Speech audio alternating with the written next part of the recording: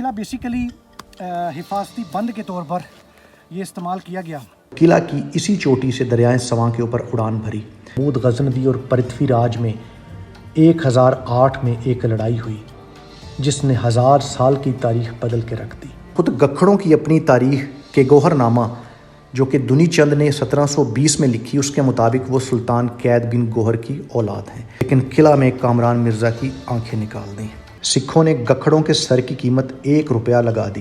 तारीखदान ये बताते हैं कि ये बैठक है जहाँ दाता गंजबख्श हजबेरी रहमतुल्लाह अलैह जलवा फरोज होते रहे हैं। आपसी रंजिशें और दिलों में कुदरत बढ़ जाए तो उरूज जवाल में बदल जाता है। यही गखड़ सल्तनत के साथ हुआ। तो मेरा ख्याल है मुझे इधर पूछने वाला भी कोई नहीं होगा। बिस्मिल्लाहिर्रहमानिर्रहीम, अस्सलाम वालेकुम to all of you. Rawalpindi Gulberg green से 15 किलोमीटर दूर बाग जोगियां से गुजरते ही आपको नज़र आएगा दरियाए सवां। दरियाए सवां के नाम से पोटोहार बासियों के अलावा कम लोग आशना होंगे, लेकिन दर हकीकत यही वो दरिया है जिसने तारीख के धारों को बदलते देखा है। सवां का पानी इंडस सिविलाइजेशन का गवाह है।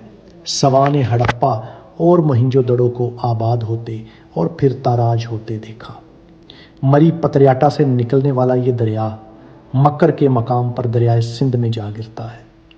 डॉक्टर अशरफ, जो कि इंडस सिविलाइजेशन और एशियन सिविलाइजेशन में अथॉरिटी माने जाते हैं, उनका कहना है the oldest evidence of life in Pakistan find in Swan river valley. Rawalpindi से 27 किलोमीटर मशरिक, इस्लामाबाद हाईवे से 17 किलोमीटर लहतरार रोड पर चरागाहों के करीब वाक़या है किला फरवाला। ये किला जिसके एक तरफ कोह हिमालय का पहाड़ी सिलसिला और एक तरफ बहता है दरियाए सवां।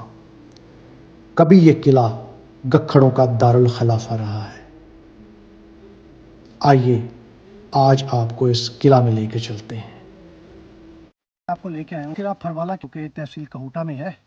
इस किला के 6 गेट हैं और ये किला बेसिकली हिफाजती बंद के तौर पर ये इस्तेमाल किया गया। 450 कनाल पर मुहित ये किला जो कि 1008 से 1012 के दरमियान सरदार काइग और गखड़ ने बनवाया। ये किला एक ज़माने तक गखड़ सल्तनत की राजधानी था। गखड़ सल्तनत की सरहदें कलर कहार से डुडियाल कश्मीर तक, अटक से जेलम तक और ऊपर हज़ारा से कोहिस्तान तक फैली हुई थी, जिसका हवाला तज़के बाबरी में मिलता है। यही वो इलाका है जो कुतुबुद्दीन ऐबक और तैमूर लिंग के घोड़े के टापों से गूंजता रहा। ये किला जो कि 1008 से 1012 के दरमियान बना, इसकी तोजीह तारीख़ में ये बताई गई कि महमूद गजनवी और पृथ्वीराज में 1008 में एक लड़ाई हुई जिसने 1000 साल की तारीख बदल के रख दी। ये लड़ाई अटक में छछ के मकाम पर लड़ी गई। शायद इसी खुशी में सुल्तान महमूद गजनवी ने जंगी हवाले से अहम इलाका काइग और गखड़ के सौंप दिया। यूं आगाज़ हुआ अजीम गखड़ सल्तनत का। 1205 में गखड़ ख्वारज़म के ख़िलाफ़ बगावत के बाद लाहौर तक काबिज़ हुए तो सुल्तान शहाबुद्दीन गौरी ने हिंदुस्तान में दाखिल होकर इनको शिकस्त दी और वापसी पर जब सुल्तान शहाबुद्दीन गौरी जेलम के इलाका में खैमा जन था तो गखड़ों ने रात की तारीकी में दरिया पार करके सुल्तान को हलाक कर दिया।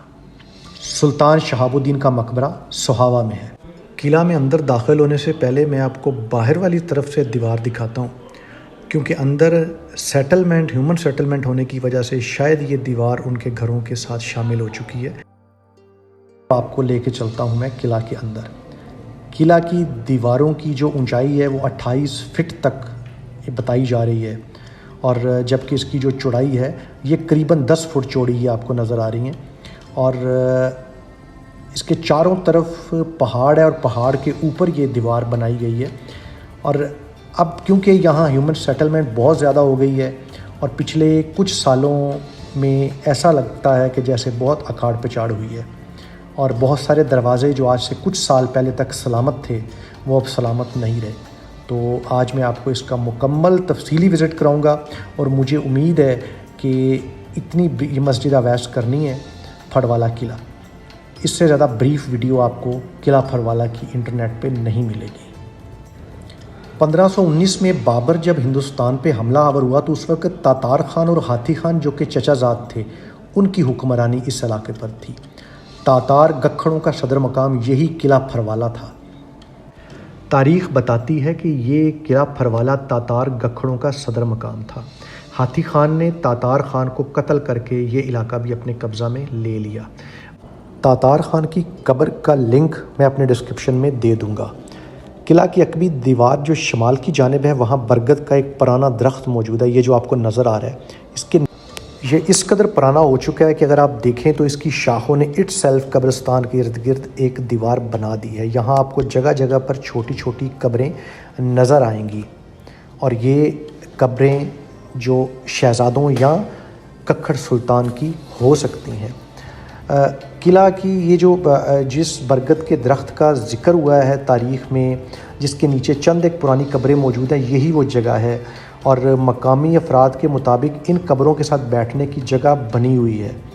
اور تاریخ دانوں کے مطابق یہ جو بیٹھک آپ کو نظر آ رہی ہے، اس کے بارے میں تاریخ دان یہ بتاتے ہیں کہ یہ بیٹھک ہے جہاں داتا گنج بخش حجویری رحمۃ اللہ علیہ، البیرونی سخی سبزواری بادشاہ بھی الوا افروز ہوتے رہے ہیں۔ تو میری یہ بڑی خوش قسمتی ہے کہ مجھے اس جگہ پر جانے کا شرف حاصل ہوا۔ یہ دنیا ہمیشہ رہنے والی نہیں ہے، ہوئے نامور بے نشاں کیسے کیسے، زمیں کھا گئی آسماں کیسے کیسے، ایسی کیفیت جو بیان سے باہر ہے۔ آئیے چلتے ہیں اپنے اگلے سفر کی طرف۔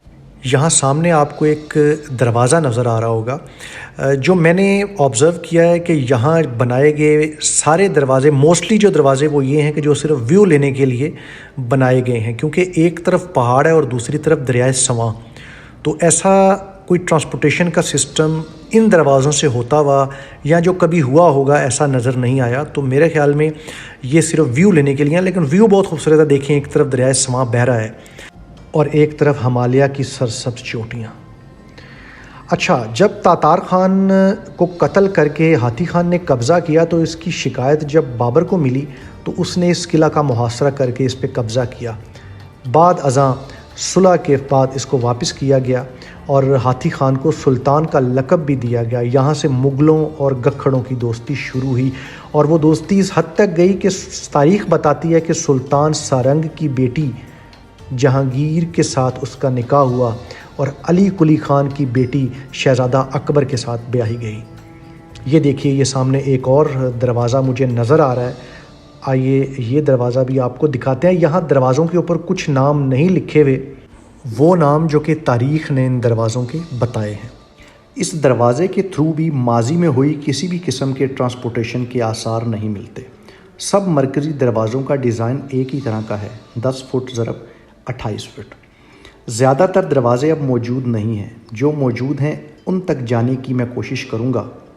مغلوں اور گکھڑوں کی دوستی ہمایوں کے دور میں بھی ویسے ہی رہی۔ 1525 میں ہاتھی خان کے مرنے کے بعد تاتار خان کا بیٹا سلطان سارنگ خان حاکم بنا۔ 1541 میں شیر شاہ سوری سے شکست کھا کر ہمایوں ایران کی طرف بھاگا۔ شیر شاہ سوری کو معلوم تھا کہ گکھڑ مغلوں کے وفادار ہیں، اس لیے اس نے جہلم میں روہتاس کے مقام پر قلعہ بنوایا۔ اچھا، یہ دیکھیں، یہ رستہ بڑا خطرناک ہے، کوشش کریں اکیلے نہ آئیں۔ موبائل پکڑ کے ساتھ ویڈیو بنانی اور اس دیوار کے ساتھ چلنا جہاں ایک طرف پہاڑ اور دوسری طرف کھائی ہے، یہاں آپ کو کوئی پوچھنے والا بھی نہیں ہوگا۔ بہرحال میں نے یہ غلطی کی، تو آپ کوشش کریں اکیلے نہ آئیے گا۔ اچھا، روہتاس قلعہ جب شیر شاہ سوری نے بنوایا تو سلطان سارنگ نے شیر شاہ سوری کو اس کے بعد بھی تنگ کیے رکھا۔ 1548 میں شیر شاہ سوری کی وفات کے بعد اس کے بیٹے سلیم نے گکھڑوں پر فوج کشی کی، جس میں سلطان سارنگ خان اور اس کے 16 بیٹے مارے گئے، جن کی قبریں روات قلعہ میں موجود ہیں۔ اور یہ میں ویڈیو کا لنک دے دوں گا، روات قلعہ کی ویڈیو میرے چینل پہ موجود ہے۔ یہاں ایک سوال میں کلیئر کرتا جاؤں، سب کے ذہن میں ہوگا کہ یہ گکھڑ کون تھے اور کہاں سے آئے تھے۔ اس حوالے سے تاریخ میں مختلف روایتیں ملتی ہیں۔ جنرل کنگھم کے خیال میں گکھڑ کشمیری بادشاہ ابی سائرس اول کے ماتحت تھے، جن کی سلطنت میں موجود پوٹوہار سے کشمیر تک پھیلی ہوئی تھی۔ تاہم خود گکھڑوں کی اپنی تاریخ کے گوہر نامہ جو کہ دنی چند نے 1720 میں لکھی، اس کے مطابق وہ سلطان قید بن گوہر کی اولاد ہیں، جو اصفہان میں کیان کا رہنے والا تھا، اسی لیے یہ کیانی بھی کہلائے۔ اچھا، جیسا کہ میں نے بتایا کہ مغلوں اور گکھڑوں کی دوستی ہمایوں کے دور میں بھی ویسی رہی۔ جولائی 1553 میں اس قلعہ نے ایک ہولناک واقعہ دیکھا جب ہمایوں کے باغی بھائی کامران مرزا کو گکھڑوں نے پناہ تو دی لیکن ہمایوں کو بتا دیا اور شرط یہ رکھی کہ اس کو جان سے نہیں مارنا۔ ہمایوں نے وعدہ پورا کیا، جان تو بخش دی لیکن قلعہ میں کامران مرزا کی آنکھیں نکال دیں۔ اور اس سے آپ اندازہ لگا سکتے ہیں کہ کس قدر سفاکی بھی رہی ہے مغل بادشاہوں میں اپنے تخت و تاج کو لے کے۔ 1563 میں کمال خان کے بیٹے مبارز خان کو یہ قلعہ ملا اور مبارز خان 1 سال بعد ہی مر گیا اور اس کی موت کے بعد یہ قلعہ جلال خان کے حصے میں آیا۔ ایک اور تاریخی واقعہ بالکل اسی جگہ سے جڑا ہوا ہے جہاں اس وقت میں اس قلعہ کی چوٹی پر بیٹھا ہوا ہوں۔ جب 1650 میں گکھڑ سردار شادمان خان نے پیرا گلائیڈنگ کا مظاہرہ کیا اور قلعہ کی اسی چوٹی سے دریائے سواں کے اوپر اڑان بھری، اور جہاں اس وقت میں کھڑا ہوں، یوں تاریخ میں ایشیا کا اولین ہوا باز قرار پایا سردار شادمان خان گکھڑ۔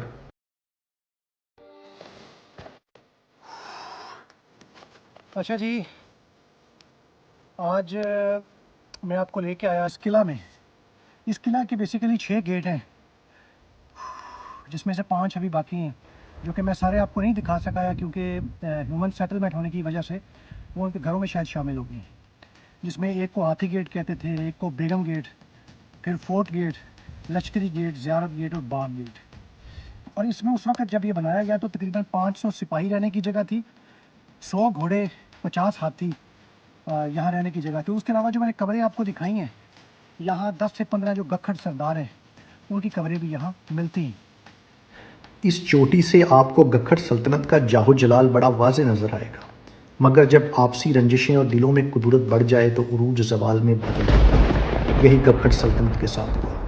مغلوں کے زوال کے ساتھ جب مرہٹے دہلی کی طرف بڑھے تو احمد شاہ ابدالی نے سلطان مقرب، جو کہ اس وقت گکھڑ سلطان تھا، بہادر سردار تھا، اس کے ساتھ مل کر پانی پت کی تیسری جنگ میں مرہٹوں کو شکست دی۔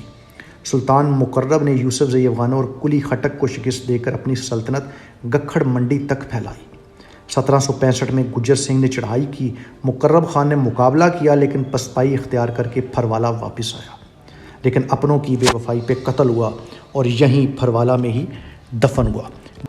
اس کے بعد سلطان مقرب کے بیٹوں سے گجر سنگھ نے قلعہ چھینا اور تباہ کر دیا۔ سکھوں نے گکھڑوں کے سر کی قیمت 1 روپیہ لگا دی۔ یوں کئی شہزادے اور سردار مارے گئے، جو بچ گئے وہ ہجرت کر گئے، اور تاریخ بتاتی ہے کہ گکھڑ کہلانے کی بجائے یہ راجے اور کیانی کہلانے لگے۔ پھروالا کی تباہی کے ساتھ گکھڑوں کے 700 سالہ اقتدار کا سورج غروب ہوا۔ آج یہ قلعہ شکست و ریخت کا شکار ہے۔ عام لوگ تو درکنار، آج گکھڑ خود بھی نہیں جانتے کہ دریائے سندھ سے جہلم تک ان کے اجداد نے 700 سال تک حکمرانی کی۔ گکھڑ قبیلے کے آخری سردار کرنل سلطان ظہور اختر، جو کہ حدیقہ کیانی جو اداکارہ ہیں ان کے چچا بھی ہیں، انہوں نے 28 ستمبر 1980 کو یہ قلعہ ڈپارٹمنٹ آف آرکیالوجی پاکستان کے حوالے کیا اور پھر پلٹ کے خبر تک نہ لی۔ گکھڑ ان کا اس علاقہ سے قریباً کوئی 1800 سم تھنگ میں اس علاقہ سے ان کا جو قبضہ تھا وہ ختم ہو گیا، اور پھر یہ جو ہے یہ ایک آنند سنگھ کے نام کا بندہ ہے جس کو یہ ساری زمینیں چلی گئیں، اور اس کے بعد پھر 1857 میں برٹش راج کے اندر آ گیا یہ قلعہ، اور اس کے بعد پھر تقسیم کے بعد یہ پاکستان کے پاس ہے، اور تقریباً 1980-88 میں اس کو ڈپارٹمنٹ آف آرکیالوجی کے حوالے کر دیا گیا۔ تو باقی سب کچھ تو زبردست ہے، یہ ایک ایسی ہسٹری ہے جو کہ دیکھے جانے کے قابل ہے اور زیادہ ایکسپلور ہونے کے قابل ہے، اور آپ نے دیکھا جگہ جگہ پہ ڈپارٹمنٹ آف آرکیالوجی کے بورڈ لگے ہوئے ہیں، لیکن ایک چیز تھوڑی سی تکلیف دہ ہے کہ یہاں آنے کا راستہ اس طرح فیزیبل نہیں ہے تاکہ لوگ زیادہ سے زیادہ آ سکیں۔ بہرحال میری اس کوشش کو آپ لوگ قبول کیجیے گا، اور امید ہے آپ چینل کو سبسکرائب کریں نہ کریں، بٹ یہ میری اپنی سیٹسفیکشن ہے کہ ہسٹری کو دیکھے جانا چاہیے، ہسٹری کو پسند کیا جانا چاہیے۔ پورا علاقہ ہسٹری سے بڑا پڑا ہے، اس کو اور بھی دیکھا جانا چاہیے اور تھوڑا اندر ڈیپ ڈاؤن جانا چاہیے، ڈیپ ڈیپ کرنا چاہیے۔ بہرحال تھینک یو ویری مچ، اس ولاگ کو آپ نے دیکھا۔ سو نائس آف یو، السلام علیکم ٹو آل آف یو۔